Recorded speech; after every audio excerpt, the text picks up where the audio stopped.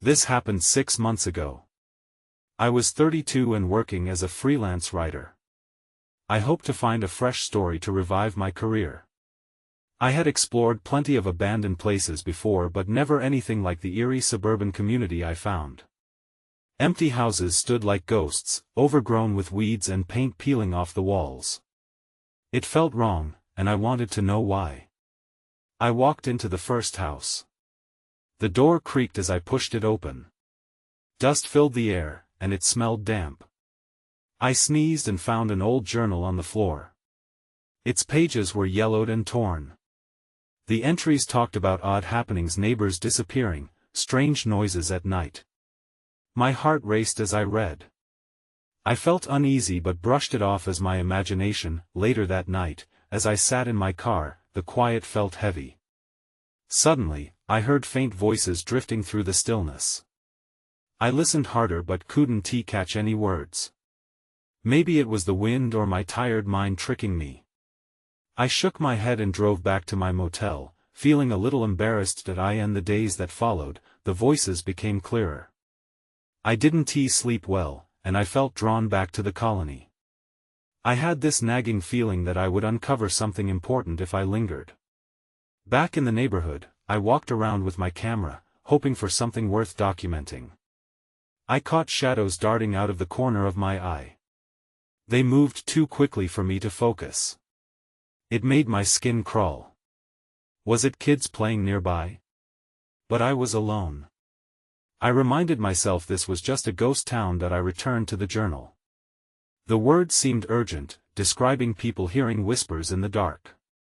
A chill crept down my spine as I read about feeling watched. I glanced outside, shivering. The sun was setting, casting long shadows. I thought I saw something moving between the trees, just a trick of the light, I told myself. One evening, I stepped out of my car. The hairs on my neck stood up. Outside, quiet fell like a blanket. I heard it again, clearer now, almost calling me. I looked over my shoulder, heart pounding. I thought someone stood there, watching. That I whispered, "Is anyone there?" The answer was silence, yet I felt I wasn't alone. As I walked home, I saw something, a figure behind a window. I turned to look, but there was nothing. Maybe I should have left, I thought, but I couldn't shake the feeling. I was in too deep. The following nights, the voices followed me. They echoed in my mind, growing louder. I stopped sleeping. I heard them call to me during the day. Every creak and groan twisted my stomach. I returned to the colony again and again. Each visit pulled me closer, making it harder to leave. Now, here I am, remembering that chilling silence. The whispers still echo in my mind, always just out of reach. 6 months later, I still don't know what happened there. But one thing is clear. Once you hear it, you can never truly leave, and the voices always follow. I made my way back to the abandoned colony, determined to find answers. The sun hung low in the sky, casting deep shadows that seemed to stretch and shift. Each step felt heavier, as if the ground beneath me wanted to keep its secrets hidden. That I returned to the same house, drawn like a moth to a flame. The journal waited for me, but this time, I felt a sense of urgency building. I hurried inside and flipped through the pages, searching for something, any detail that could explain the voices. The entries were chaotic, filled with ramblings of madness. It was like reading the thoughts of someone slowly unraveling. Then I found a newer edition at the back. It was a hasty scrawl, barely legible. "They come when the sun sets," it warned. "They want to take you." What did that mean? I felt a fresh wave of fear wash over me. Just then, the wind picked up, rustling through the broken windows. It felt like a warning. I took a deep breath and got up to leave, but as I stepped outside, I heard the whispers. They were closer this time, swirling around me like smoke. "Help us," they said, barely above a whisper. My heart raced. "Who wants help?" I shouted, my voice breaking the stillness. Only silence answered that. I turned to look back at the house, the urge to retreat pulling at me. That's when I saw it. A figure stood by the edge of the trees. I squinted, trying to make out who or what it was. My skin crawled as it took a step closer, its features hidden in shadow. "Is someone there?" I called out, but the figure simply shifted, almost like it was dancing out of view. The whispers grew louder, merging with the rustling leaves. I was rooted in place, unable to turn away as a realization cracked through my fear. This wasn't just a ghost town. Something lived here. I stumbled back, the figure fading away as if it had never existed. But the voices remained, filling my ears, pulling me back to the ominous house. "You have to listen," they urged. I shook my head, convinced I was losing my grip on reality, that I needed to escape, but as I turned to leave, I felt a chill crawl down my spine. The air thickened, and my instincts screamed that the figure hadn't left. I wasn't alone. With each frantic step away from the colony, the voices morphed into screams that echoed in my mind. Panic surged through me. I dug my nails into my palms, trying to focus on the road ahead, but the relentless whispers persisted. I could hear words forming now, clearer than ever. "Come back," they pleaded. "You have to come back." I reached my car and fumbled with the keys. My heart pounded as I glanced back once more. The figure reappeared, standing just outside the tree line, silently watching me. "Why won't you leave me alone?" I shouted, slamming the door behind me. As I drove away, my hands trembled on the wheel. I glanced in the rearview mirror. The figure was gone, but the whispers didn't fade. They were now part of me. What had I uncovered in that dead colony? And more terrifyingly, what would happen if I didn't go back? I didn't sleep that night. Every time I closed my eyes, I saw the figure lurking at the edge of the trees. The whispers haunted me, echoing in my mind, insisting I had to return. I tossed and turned, fighting against the urge to drive back to that cursed place. Morning brought no clarity. I tried to distract myself, but the pull of the colony was too strong. I pulled my phone from my pocket and scrolled through the photos I had taken the day before. The images of the house looked normal enough, yet each one sent a shiver down my spine. I zoomed in on any details that might offer clues. A broken window, a fallen chair, and then something else caught my eye. In one image, barely visible in the bottom corner, was a shadow. It barely registered before, but now it felt like a punch in the gut. I hadn't been alone after all. Someone or something had been right there beside me, hidden in the darkness. I felt my heart race again. I had to go back. As I paced around my apartment, I wrestled with my fear. There was a reason I felt drawn to that desolate colony. Was it curiosity, a need for answers, or something darker? Once I returned to the car, I blasted the radio, desperate to drown out the whispers still lurking in my mind. But no sound could mask that haunting plea. As the familiar path unfolded before me, I felt like a moth flying straight into the flame. The colony stood desolate and eerie as I arrived. The sun hung higher, casting harsh light that promised safety, but I knew better. I opened the car door with legs trembling, memories of the figure crawling back to the forefront of my mind. Walking back to the house felt surreal, like moving through a dream. The air was thick, heavy with a sense of foreboding. I hesitated at the front door, the whispers now quiet, as if taunting me. Taking a deep breath, I stepped inside. The house greeted me with the familiar scent of decay. Light filtered through the broken windows, dancing on the dust motes in the air. I made my way toward the journal, determined to find whatever I missed. But as I rifled through the pages, I noticed a new detail. Something I hadn't seen before: a drawing sketched in the margins. It was crude but unmistakable, a figure similar to the one I had seen, but this time, it was reaching out. My breath caught in my throat. Was it reaching for me? Suddenly, I heard a faint noise from the corner of the room. It was soft, barely audible, but it sent chills racing down my spine. I turned slowly, bracing myself. There, in the shadow cast by a broken beam, stood another figure. It wasn't the same as before. This one looked more solid, a silhouette of a child, arms outstretched, eyeless and mournful. Fear coursed through me, and instinct kicked in. I bolted for the door, desperate to escape the chilling sight, but as I reached the threshold, the whispers rose again, now frantic. "Stay. Help us." I knew I should run, but something, a flicker of compassion, perhaps held me in place. What did they want? Just then, I heard it, a loud crash behind me. Everything shifted. I turned back, heart pounding. Another revelation awaited me in that house, one I wasn't yet ready to face. I stood frozen at the door, each breath a struggle against the rising panic in my chest. I could still see the silhouette of the child, its arms reaching for me from the shadows.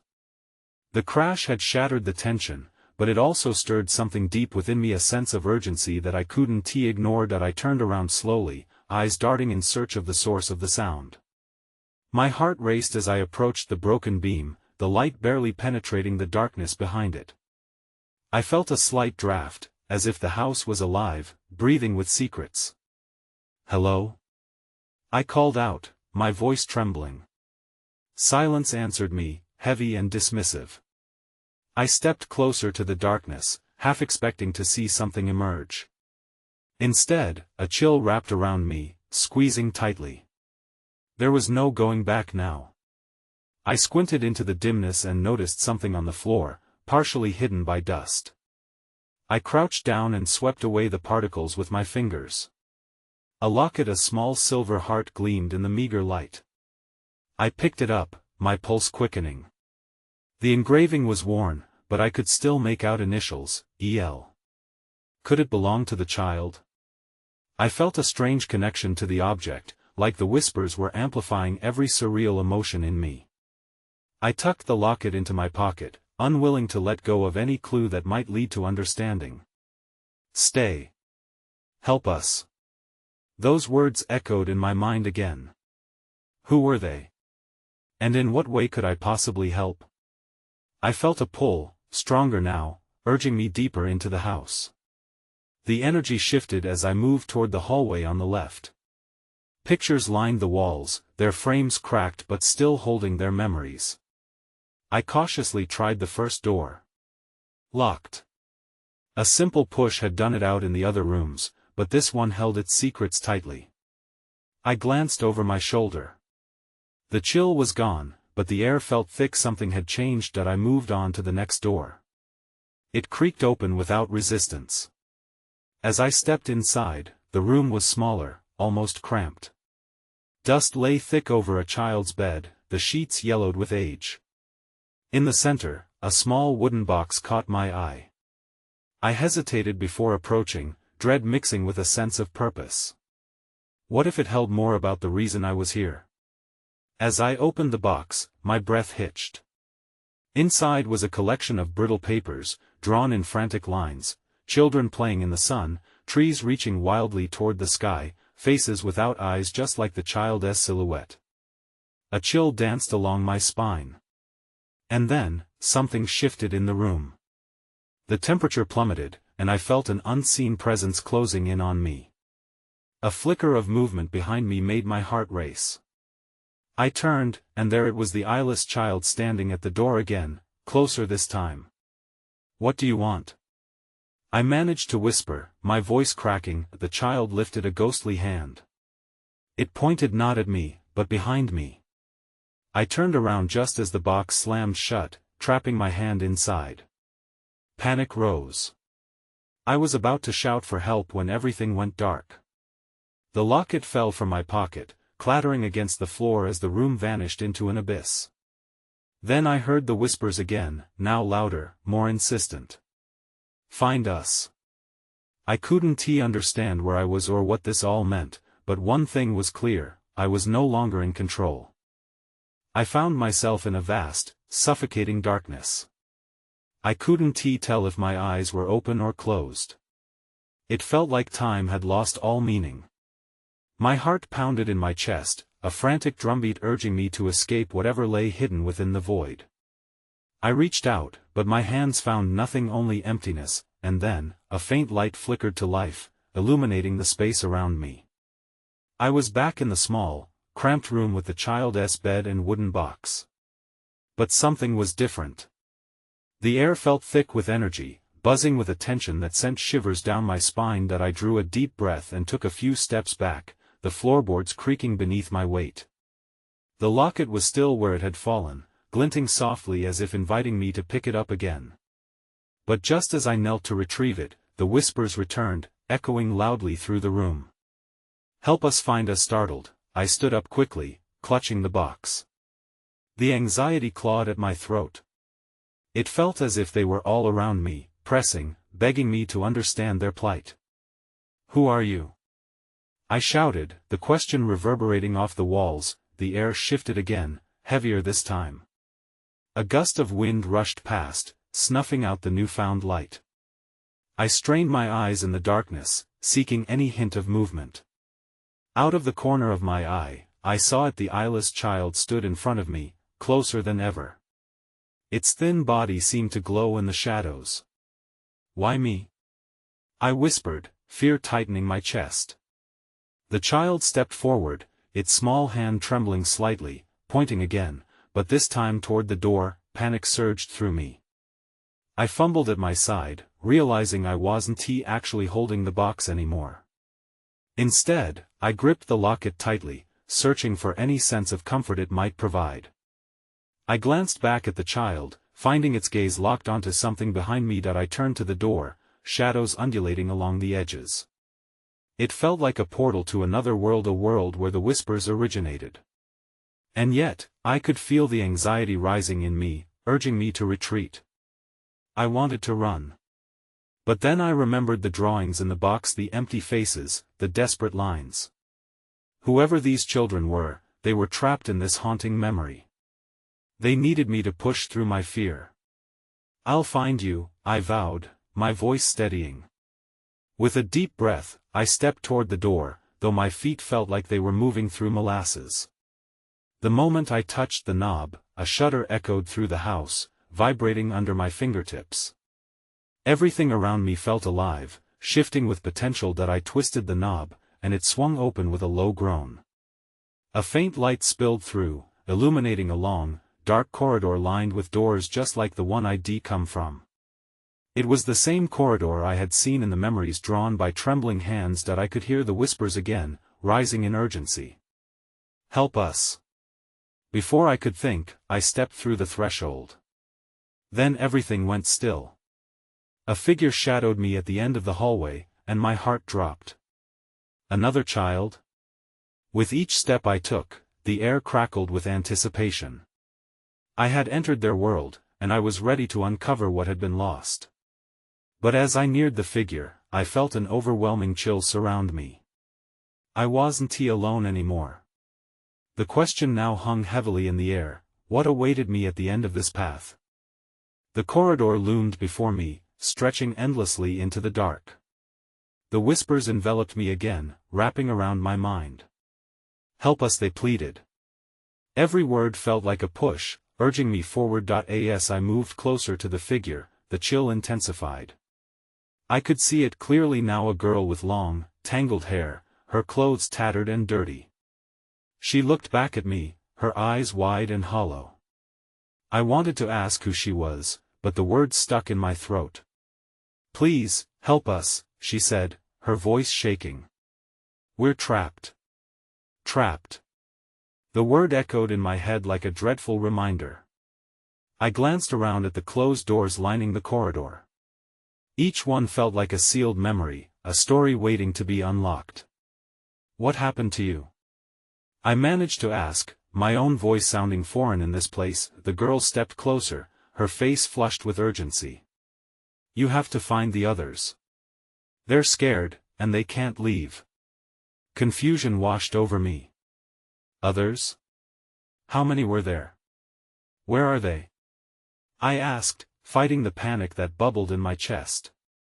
"Behind the doors," she replied, her small finger pointing to the array of entrances lining the corridor. "You need to listen. They'll show you." A shiver raced down my spine. I looked down the hall and noticed a door slightly ajar, a faint light spilling into the hallway. The whispers were louder now, like 1,000 voices overlapping in a desperate crescendo. "Help us!" they cried out again, and I felt my resolve solidifying. Without another thought, I moved toward the doorway, the girl trailing behind me, her face a mix of hope and fear. I pushed the door open and stepped inside. The room was small, illuminated by an ethereal glow emanating from something in the center. My heart raced as I stepped closer. On the floor lay a circle of drawings similar to those in the box. They surrounded a single dark figure, but this one was far larger, with ominous shapes swirling around it. Suddenly, all the air left my lungs. The figure shifted, its outline growing sharper. It looked like the children, but so distorted. I could see their eyes, wide with fear, pleading for escape. "What are you?" I whispered, paralyzed by the sight. The voice that came next was unlike the others. "Step back." I stumbled, the breath catching in my throat. The larger shape loomed closer. In a flash, shadows leaped from the walls, swirling around me like wildfire. I was engulfed, darkness pressing in from all sides. Panic surged again, but just as swiftly, a calm washed over me that I was reminded of the girl's urgency. I had to help them. As fear gripped me, I realized the larger figure wasn't just a tormentor. It was a protector, but it had been twisted by despair. And I felt a surge of anger rising. How could I let this happen? "Please, let me help," I shouted, drowning out the chaotic whispers. The darkness paused, hanging in the air as if waiting for my next move. Then, a sudden realization struck me. I needed to find the light within the shadows. It was the only way to break their hold. I took a step forward, determination flooding my veins. The shadows recoiled. "You must choose wisely," echoed the distorted voice. I stood there, gaze locked on the creature. "I will find you," I declared, more to myself than anyone else. Be it the darkness or the light, it didn't matter. I had to try. With that thought echoing in my mind, I prepared for whatever awaited me. I took a deep breath, forcing myself to move. The shadows seemed to part for a moment, allowing me a glimpse of the circle on the ground. It was filled with symbols that twisted and turned, as if they were alive. I felt an urgency in the air, a sense that I was being pushed towards something important. As I moved closer, the girl lingered at the door, watching intently. "Be careful," she warned. Her voice was barely above a whisper. "They don't want to let you in." I shivered at her words but kept my gaze steady on the shadows. "I'm not afraid," I lied, not quite believing it myself. The truth was that the darkness felt heavy, and the whispers grew louder, as if they were urging me to turn back. But I had to know. The larger figure seemed to pulse with an energy that both terrified and intrigued me. I knelt beside the drawings, tracing my fingers over the lines. One symbol stood out, a small, bright mark at the center of the circle. It felt warm beneath my touch, like a heartbeat. "Use the light," the distorted voice echoed again, sending a shiver down my spine. "It will guide you." I looked up, scanning the room for any hint of light. In the corner, I noticed a bare bulb flickering faintly overhead. It cast eerie shadows, making the room feel even more claustrophobic. With a surge of instinct, I stood and approached the light. The moment I reached for the switch, the atmosphere shifted. The whispers morphed into a deafening roar, washing over me like a tidal wave. I hesitated, heart racing, but the girl's eyes shone with desperation. "You have to do it," she urged. I flipped the switch, and the light exploded into the room, brightening every corner. For a split second, everything seemed to freeze. The shadows writhed, and the large figure let out a sound that was half growl, half cry. Then, in an instant, the light dimmed, leaving me in a strange twilight. The the shadows shrank under the glow, revealing a patch of floor that had been hidden. What I saw beneath sent chills racing through me. There, etched into the wood, were more drawings, these ones depicting scenes of struggle, children reaching for something just out of reach. Each image felt familiar, like memories just waiting to be unlocked. Then, something shifted again. I felt a cold breeze behind me. When I turned, the girl was gone. The door stood wide open, swinging slightly as if beckoning me back into the hall. "Help us," the whispers began again, more desperate than before. "Find us." Panicking, I glanced back at the swirling shadows. They were drawing closer, their shapes twisting unnaturally. "Stop!" I shouted, backing away. The realization hit hard, my time was running out. I needed to act. Suddenly, the weight of the large figure's gaze was upon me. It loomed over, dark and imposing. "You've awakened them," it rasped. "But can you handle the truth?" I hesitated, caught between fear and determination. That's when I saw it, a faint glimmer from the circle, pulsing like a beacon. "I have to find it," I whispered to myself, steeling my resolve. But before I could make another move, the shadows surged forward, and everything went dark. I opened my eyes to an unsettling void. Darkness wrapped around me like a heavy cloak, muffling sound and stealing away my sense of direction. I forced myself to breathe, focusing on the solid ground beneath me. It felt warm, almost too warm, against my palms. "Hello?" My voice barely escaped my lips, swallowed by the silence. I pushed myself up and scanned my surroundings, but I couldn't see anything. Panic rose in my throat. What if I was trapped in this darkness forever? Then, a flicker of light appeared before me, like a distant star in the night sky. It pulsed rhythmically, as if inviting me to approach. I stumbled forward, drawn by its warmth. With each step, the light grew brighter, revealing the familiar symbols etched into the wooden floor surrounding the circle. "Help us" echoed throughout the space again, this time clearer, a haunting melody that resonated within me. I could almost make out whispers on the edge of my consciousness, a chorus of voices repeating one message, but the words were fragmented, scrambling in my mind. As I reached the circle, the light expanded, illuminating the symbols in a way that revealed intricate details. Lines intertwined like vines, and at the center, the same bright mark pulsed in synergy with my heartbeat. Suddenly, the shadows surged again, this time not just within the confines of the room, but towering behind me. I turned quickly, my heart racing. A figure loomed above me, an indistinct mass shifting in and out of focus. "You cannot leave," it growled, voice deep and throaty, echoing ominously around the room. I took a step back, but my foot hit the edge of the circle. A wave of energy jolted through me, and for a brief moment, I felt connected to something larger, those children in the drawings, the urging whispers echoing in my mind. They needed to be saved, to break free. "No," I shouted defiantly, mustering every ounce of courage. "I won't let you keep them. I won't let you keep me." As if in response, the shadows lunged forward, wrapping around me like a thick fog, suffocating and cold. I felt disoriented, lost in the gust of darkness pushing against me. In that chaos, I glimpsed movement from the edge of the shadows, a flicker of something familiar. "Find us," the voices urged, desperate. A fire ignited within me. I had to locate that central mark. I bent down and reached for it, feeling the heat radiate off its surface. The moment my fingers touched it, everything exploded. Light enveloped me, blinding and brilliant. The shadows recoiled, and the oppressive weight lifting, revealing a vision.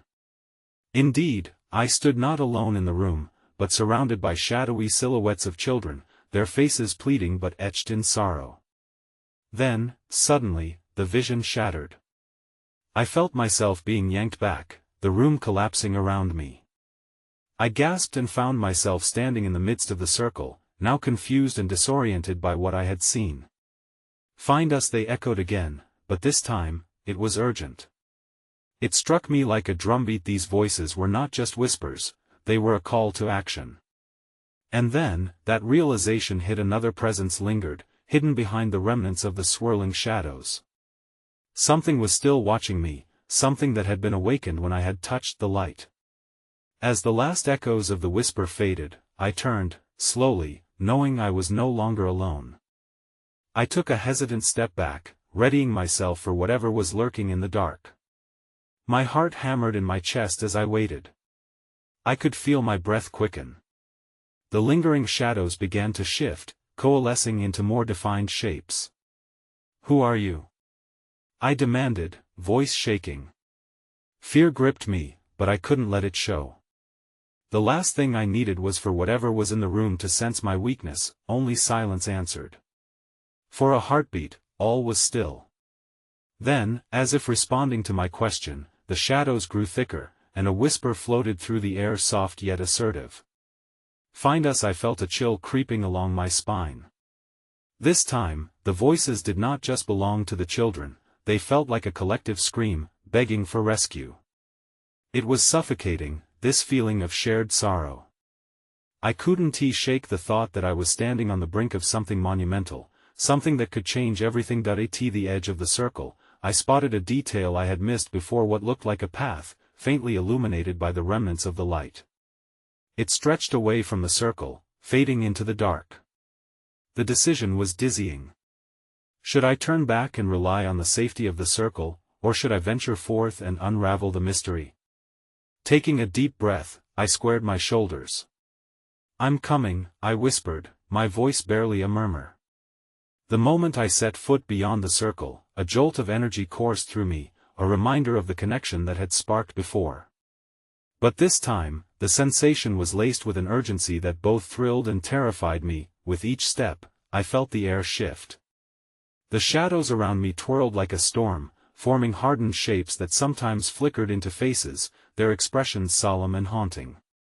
"Where are you?" I called, a mix of fear and determination pushing me forward. "I'll help you." The shadows writhed, almost as if they were guiding me.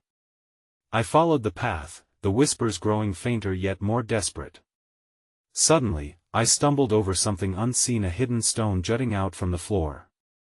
I hit the ground hard, catching myself just in time and peering into the darkness. When I saw it, a glimmering object lying just past my outstretched hand. It was small, gleaming faintly with a silvery light. My heart raced as I recognized it. It was a bracelet, identical to one I'd seen in the photographs back in the attic, a connection, a piece of the past. But as I grasped it, the air thickened, a malevolent force crashing over me. The shadows seemed to coalesce into a singular figure, towering and furious. "Leave!" it bellowed, the roar echoing through the void. "You do not belong here." Caught between the allure of the bracelet and the overwhelming desire to run, I trembled. The darkness swirled around, and I realized I was no longer in control. I clenched the bracelet tightly, feeling its warmth seep into my skin. This was it, an answer, a key.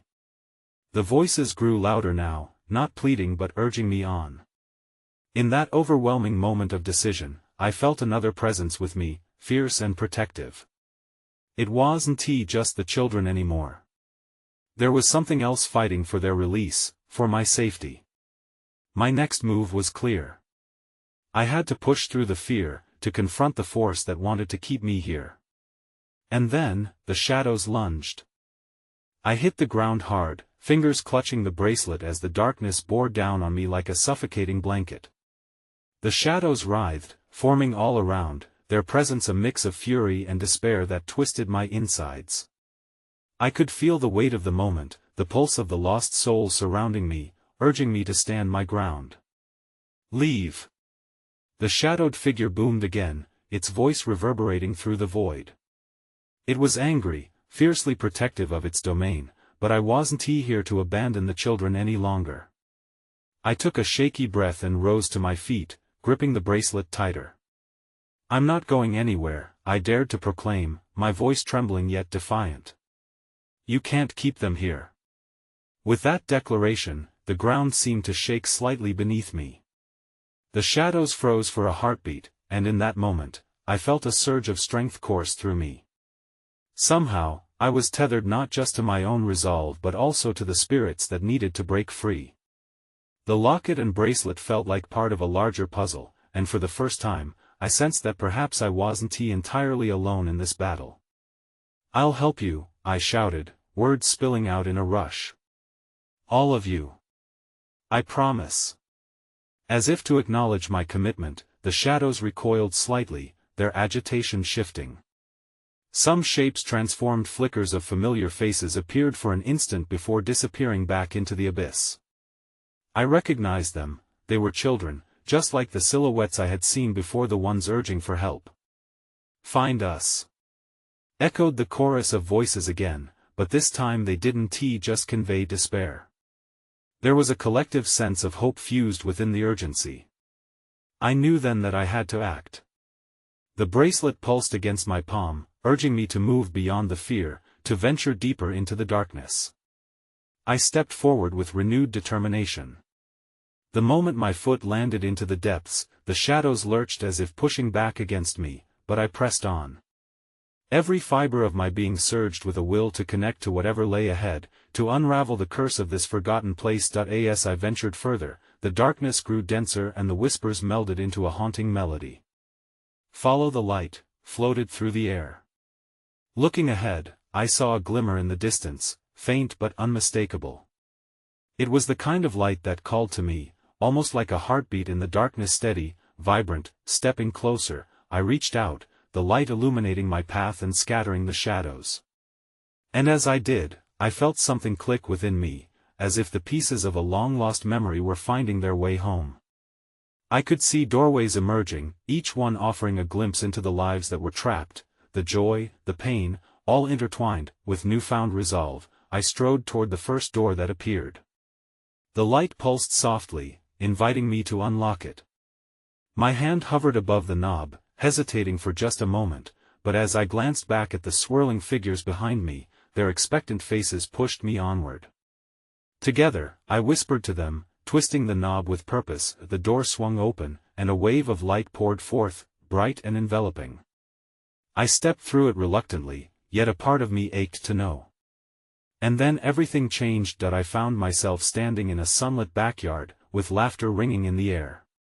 Children played around me, their faces lit with joy, faces that matched those of the silhouettes I'd seen earlier.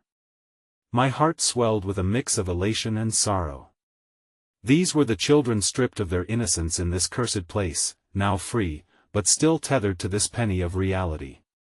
"Help us," they laughed, but now it was playfully, joyously. The tension dissipated around me, and I felt tears pricking at the corners of my eyes as I looked at their expression of genuine delight. But as I glanced back, the dark figure loomed still. Shadows threatened to close in around me again. "Not yet," I cried back, urgency crashing over me. "I'm still here." The children's laughter mingled with the echoes of grief from the shadows. I could feel their energy, their sorrow re-emerging. I turned again, reaching out to the trickles of darkness, to the fading voices. "You're not forgotten." I summoned every ounce of love I could muster, encircling them within my light. "You will be remembered."